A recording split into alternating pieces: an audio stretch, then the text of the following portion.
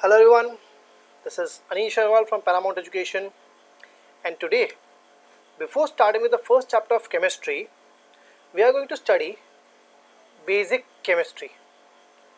ये वो केमिस्ट्री है जो आपको आनी ही चाहिए, तो ही आपको इस साल के केमिस्ट्री के 5 चैप्टर ठीक से समझ में आएंगे. बेसिकली केमिस्ट्री का ये वाला पार्ट आपको 9th में कराया जाता है, तो this is suppose to be your revision.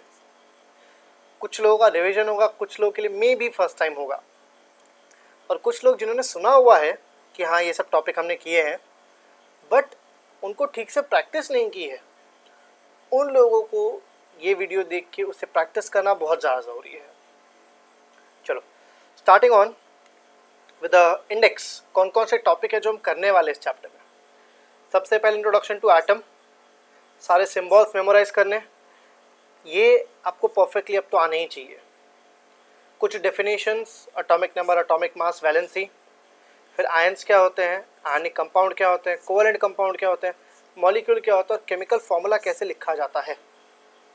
अगर आपको लगता है कि आपको ये सारे टॉपिक्स आते हैं तो आप ये वीडियो स्किप कर सकते हैं, बट आई सजेस्ट ये सारे टॉपिक्स एक बार गो थ्रू कर लीजिए, आगे के लिए आसान हो जाएगा. The first topic is element. चलो एलिमेंट क्या होता है. अब कोई भी एक सब्सटेंस उठा लो, natural substance, simplest substance, that can be gold, sodium, silver. ये सारे क्या है, they all are elements. Elements are made up of atoms. वैसे तो दुनिया की हर चीज़ एटम से बनी है, तो एलिमेंट का प्रिसाइज डेफिनेशन होगा, elements are made up of same type of atoms. जो भी चीज़ एक ही तरह के एटम से बनी हुई होती है उसे हम कहते हैं एलिमेंट. ठीक है, मैं एलिमेंट के ज़्यादा अंदर नहीं जाऊंगा. Now getting on to atom. ये एक एटम का सिंपलेस्ट स्ट्रक्चर है. एटम के अंदर क्या होता है, सबसे पहले न्यूक्लियस. न्यूक्लियस के सराउंड करते हुए ऑर्बिट्स. न्यूक्लियस के अंदर दो चीज़ें होती हैं, एक होता है प्रोटॉन और दूसरा होता है न्यूट्रॉन. नाम है इसका न्यूक्लियस. इसे हम कहते हैं ऑर्बिट. ऑर्बिट में क्या होता है, इलेक्ट्रॉन. ठीक है, सिंस प्रोटॉन न्यूक्लियस के अंदर है, एक एटम अपने प्रोटॉन ना ही लूज कर सकता ना ही गेन कर सकता है, बट एक एटम अपने इलेक्ट्रॉन गेन भी कर सकता है एंड लूज भी कर सकता है. आपने इसमें इलेक्ट्रॉनिक कन्फिग्रेशन पढ़ा होगा कि न्यूक्लियस है, orbit number 1, orbit number 2, orbit number 3, 2, 8, 8. मतलब इलेक्ट्रॉन्स जो डाले जाते हैं, सबसे पहले यहाँ पर 2 इलेक्ट्रॉन, 2 होते ही आप उसके बाहर वाले ऑर्बिट में चले जाओगे. तो समझो अगर 11 इलेक्ट्रॉन है तो यहाँ पर 2, 3, 4, 5, 6, 7, 8, 9, 10. देखो मैंने अंदर वाले में 2 ही डाले, उसके बाहर 8 डाले, फिर जो एक है वो इसके बाहर वाले में चला गया, टोटल हो गए 11. इस तरीके से अरेंजमेंट होता है. इलेक्ट्रॉन होते नेगेटिव, प्रोटॉन होते पॉजिटिव, न्यूट्रॉन होते न्यूट्रल. ठीक है, हम इस रिवीजन वाले पार्ट में थोड़ा सा तेजी से ही चलेंगे. Now symbols. सिंबल्स ऐसा है कि तुम्हें एकदम माइंड में होने चाहिए. हाइड्रोजन बोलते ही H आ रहा है, हीलियम बोलते ही He, गोल्ड बोलते ही Au. ये आपको सोचना नहीं पड़ना चाहिए अब. तो यहाँ पर कुछ सिंबल दिए गए हैं. केमिस्ट्री में तुम एलिमेंट के नाम का इस्तेमाल नहीं करते हो, तुम सिंबल का ही इस्तेमाल करते हो. तो यहाँ तुम गड़बड़ कर रहे हो तो नहीं चलेगा. तो एक बार ये टेबल से गो थ्रू करो और मेक श्योर करो कि आपके सारे सिंबल्स आते हो. ठीक है. Next topic is atomic definitions. Atomic mass, atomic number, valency and ion. Atomic number से स्टार्ट करते हैं. Atomic number is nothing but number of electrons और नंबर ऑफ प्रोटॉन्स और नंबर ऑफ प्रोटॉन्स. एक चीज़ याद रखिएगा, जितने इलेक्ट्रॉन्स होते हैं उतने ही प्रोटॉन्स होते हैं. The nature of symmetry. जितना नेगेटिव होगा उतना ही पॉजिटिव होगा. ठीक है. तो if I draw an atom, तो अगर मैं बोलूँ किसी का एटॉमिक नंबर Z से इंडिकेट होता है, एटॉमिक नंबर इज 10, तो इसमें कितने एटम होंगे, 1, 2, 3, 4, 5, 6, 7, 8, 9, 10. मैंने एटम वर्ड यूज़ किया, इट शुड बी इलेक्ट्रॉन. इसमें 10 इलेक्ट्रॉन होंगे, अंदर 2 और उसके बाहर फिर 8. क्लियर है वाला. अब आपको 1 to 20 एटॉमिक नंबर याद होने चाहिए। कोई भी आपको कभी एटॉमिक मास नहीं पूछेगा, बट हाँ 1 to 20 एटॉमिक नंबर आपको आने चाहिए। हाइड्रोजन, हीलियम, लिथियम, बेरिलियम, ये लाइन में 1 to 20 तक। देन आता है एटॉमिक मास। एटॉमिक मास क्या होता है? Number of protons plus number of electrons. इसकी सिर्फ डेफिनेशन याद रखिए। एटॉमिक मास नॉर्मली आपको दे दिया जाता है एग्जाम में, ठीक है। नेक्स्ट टॉपिक है वैलेंसी। अब वैलेंसी याद रखने के लिए एक चीज याद रखिए, एवरी एटम, दुनिया के हर एक एटम का एक ही मकसद है, to complete the outermost octet. उसका मतलब उसके आउटर मोस्ट में उसे या तो 2 या तो फिर 8 इलेक्ट्रॉन चाहिए। अगर पहला ऑर्बिट है तो 2 चाहिए, उसके बाद के कोई भी ऑर्बिट हो तो उसे आउटर मोस्ट में कितने चाहिए? 8। हर एक एटम ये कंप्लीट करना चाहता है। इसी पे बेस्ड है हमारी वैलेंसी की थ्योरी। तो चलो मैं कुछ एग्जांपल ले लेता हूँ। I take sodium. सोडियम का एटॉमिक नंबर है 11, तो इसका कन्फिग्रेशन क्या होगा? 2, 8, 1। तो if I draw a sodium atom, तो कुछ इस तरीके से बनेगा। यहाँ पर 2 इलेक्ट्रॉन, यहाँ पर 8 और एक यहाँ पर आ रहा होगा। तो इसे आउटर मोस्ट में 8 चाहिए। तो 8 करने के लिए क्या करेगा? ये 1 इलेक्ट्रॉन लूज कर देगा, 1 इलेक्ट्रॉन जाने देगा, राइट। तो इसकी वैलेंसी कितनी हुई? इसकी वैलेंसी हुई 1। सिमिलरली मैं दूसरा एग्जांपल में क्लोरीन ले रहा हूँ। क्लोरीन का एटॉमिक नंबर है 17, तो ये होगा 2, 8, 7। तो अगर मैं ये ड्रॉ करूँ, दिस विल बिकम यहाँ पर 2, यहाँ पर 8 और यहाँ पर 7। तो ये क्या करेगा? ये एक इलेक्ट्रॉन ले लेगा। तो इसकी भी वैलेंसी क्या हुई? Valency will be 1। वैलेंसी अगर मैं आपको डेफिनेशन बताऊं तो वैलेंसी की डेफिनेशन बहुत सिंपल है। नंबर ऑफ इलेक्ट्रॉन्स गेन्ड और लॉस्ट, गेन्ड और lost to complete the outermost octet, complete the outermost octet. जितने इलेक्ट्रॉन गेन हुए या लूज हुए, ठीक है। ये आपने लाइन्थ में किया हुआ है। मैं आपको बता रहा हूँ अब आयंस। आयंस क्या होते हैं? देखो वैलेंसी तो ये कहते हैं कि कितना गेन होगा कितना लूज होगा। आयंस से कहता है कि एक एटम गेन या लूज करने के बाद क्या बन जाता है। लाइक फॉर एग्जांपल सोडियम की बात करते हैं, एक लूज कर दिया उसने, तो देखो पहले प्रोटॉन कितने थे? 11। इलेक्ट्रॉन कितने थे? 11। ये पॉजिटिव या नेगेटिव, टोटल कितना हुआ? 0। अब इलेक्ट्रॉन एक कम हो गया, तो इलेक्ट्रॉन कितने हो गए? 10। तो अब इस पे चार्ज कितना आ गया? +1 आ गया। मैं बोल सकता हूँ हमारा एटम अब चार्ज्ड हो गया है। तो सोडियम अब क्या बन गया है? सोडियम हमारा बन गया सोडियम आयन।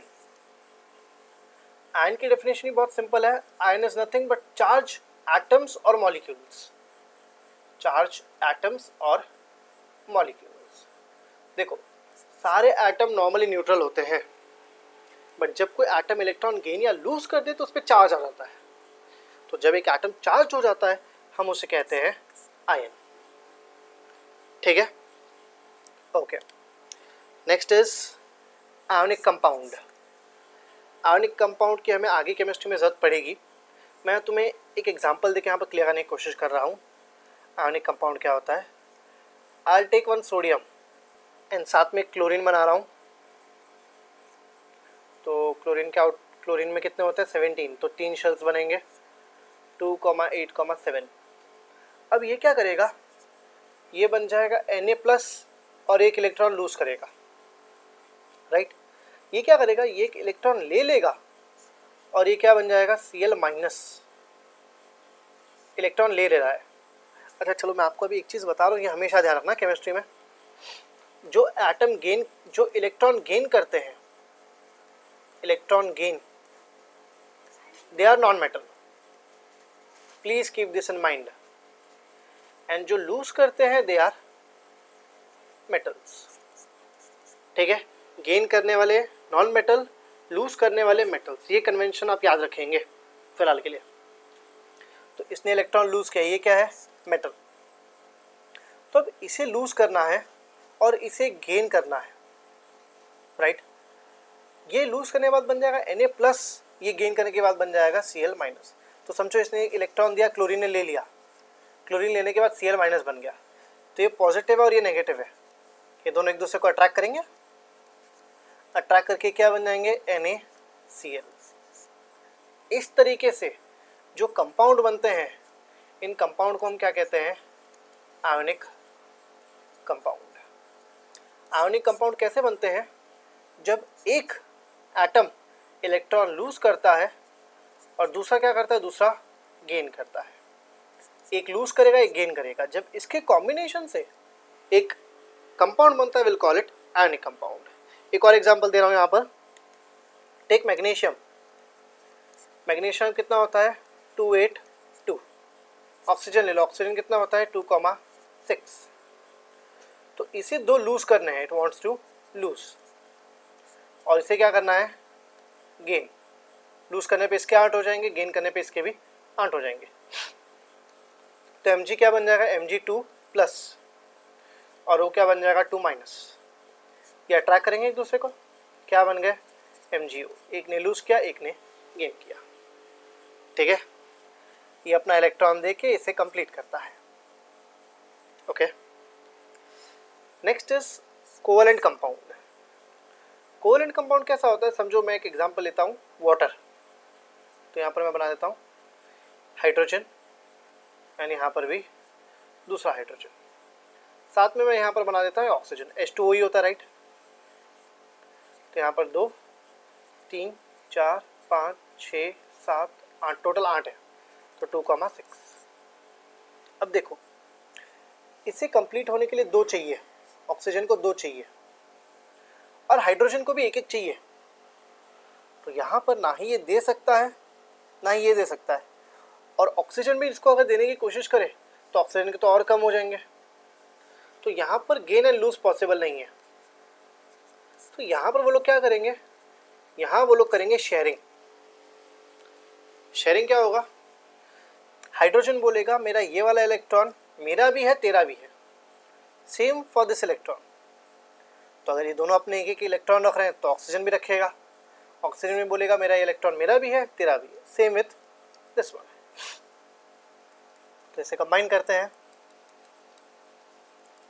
यहाँ पर इसके पीछे कुछ इस तरीके से बॉन्ड बनेगी। तो अब देखो, अब काउंटिंग करते हैं, 1, 2, 3, 4, 5, 6, 7, 8, इसके हो गए 8।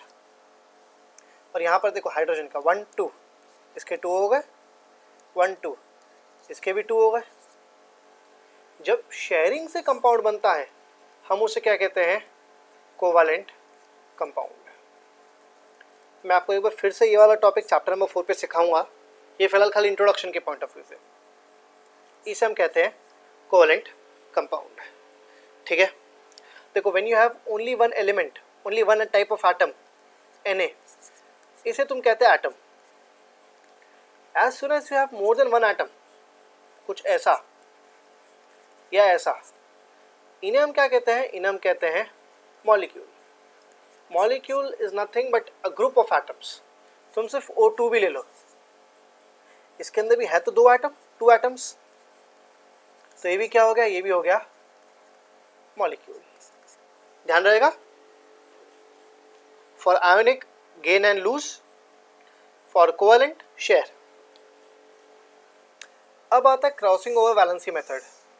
ये आपको था लास्ट ईयर चैप्टर नंबर 3 में, एक टेबल था आपको टेक्स्ट बुक में जिसमें आपको ऐसे आयंस दिए हुए थे।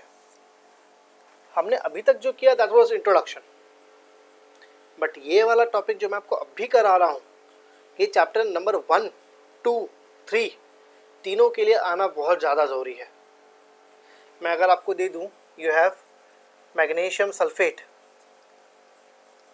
मैग्नीशियम सल्फेट, तो बताओ इसका फॉर्मूला कैसे बनेगा।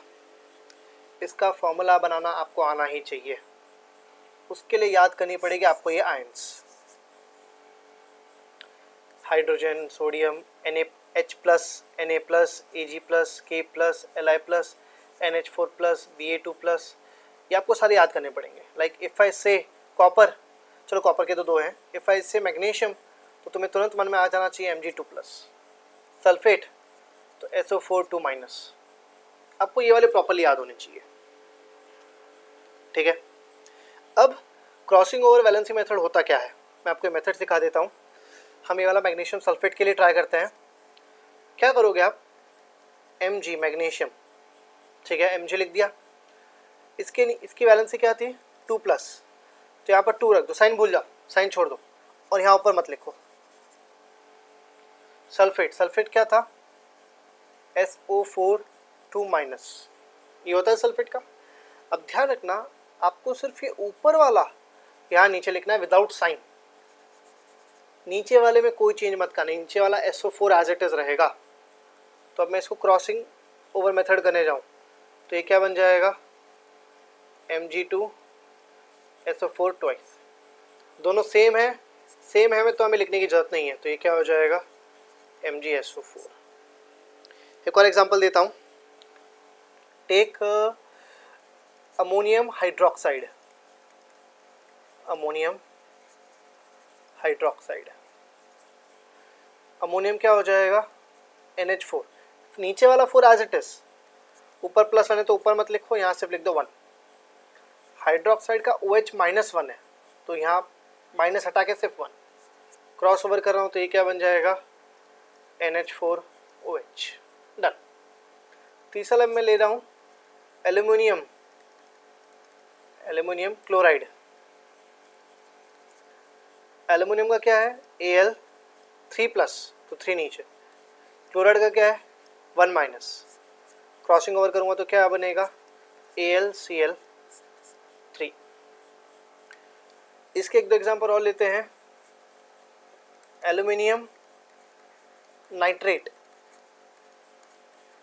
ये आपको बनाने आने चाहिए गाइस, Al का 3, नाइट्रेट का NO3, फिर क्या है -1, तो यहाँ पर सिर्फ 1, क्रॉस ओवर में Al के नीचे 1 और NO3 के नीचे देखो थ्राइस। अब यहाँ ध्यान दो, ये जो 3 है ये सिर्फ N को या सिर्फ O को नहीं लग रहा है, पूरे को लग रहा है, तो हम ब्रैकेट लगा के 3 लिखेंगे यहाँ पर, समझ में आना, क्योंकि पूरे को 3 लगेगा। वापस एल्यूमिनियम का ही ले रहा हूँ मैं, एल्यूमिनियम सल्फेट, ये कैसे बनेगा AlSO4, इसका है 3, इसका है 2, क्रॉस ओवर करेंगे तो Al, ये तो एक ही आइटम है तो 2, यहाँ पर 2 आइटम है, दोनों को लग रहा है, जब 2 आइटम को लग रहा है तो आपको ब्रैकेट बना के लिखना पड़ेगा Al2SO4 थ्राइस, ठीक है। एक और लास्ट ट्राई करें, जिंक नाइट्रेट, Zn का क्या है Zn2+, नाइट्रेट का NO3 -1, क्रॉसिंग ओवर तो Zn NO3 पूरे को लगेगा तो दिस विल बी ट्वाइस। ये ब्रैकेट मत भूलना, अगर आप ऐसे लिख रहे हो NO3 ट्वाइस, गलत है ये वाला, इसका कोई मतलब ही नहीं बनता है, समझ आया। अब देखिए यहाँ पर देखिए, आपको दिख रहा होगा आयरन के एंड कॉपर की मोर देन 1 वैलेंसी दी है, यहाँ पर कॉपर की वैलेंसी दी है, but copper has more than 1 valency. तो किसी भी आइटम का 1 से ज़्यादा वैलेंसी क्यों होता है ये आपको हायर साइड से पता चलेगा। हम इस चैप्टर के लिए क्या करेंगे, हम आयरन के एंड कॉपर के कुछ कॉमन कंपाउंड्स मेमोराइज कर लेंगे, उनका फॉर्मूला मेमोराइज कर लेंगे, क्योंकि हमें नहीं पता कब +2 लगेगा कब +3 लगेगा। वैसे तुम्हें एग्जाम में इसके बनाने के लिए नहीं आएंगे, बट जस्ट इसके 3 से 4 कॉमन हैं जो मैं तुम्हें बता दूंगा, वो मेमोराइज कर लेना, उतने में तुम्हारा काम हो जाएगा। गाइस, क्रॉसिंग ओवर वैलेंसी बहुत ज़्यादा इंपॉर्टेंट है, ध्यान रखना कि आपको ये वाला परफेक्टली आ जाए। अब ये वाले कुछ एग्जांपल्स हैं आपकी प्रैक्टिस के लिए, तो वीडियो पॉज कीजिए और इन सबको एक बार खुद से बनाइए। इसी के साथ हमें बेसिक केमिस्ट्री वाला ये वीडियो ख़त्म करेंगे। Will meet again next time, starting with chapter number 1। Till then, bye bye, see you.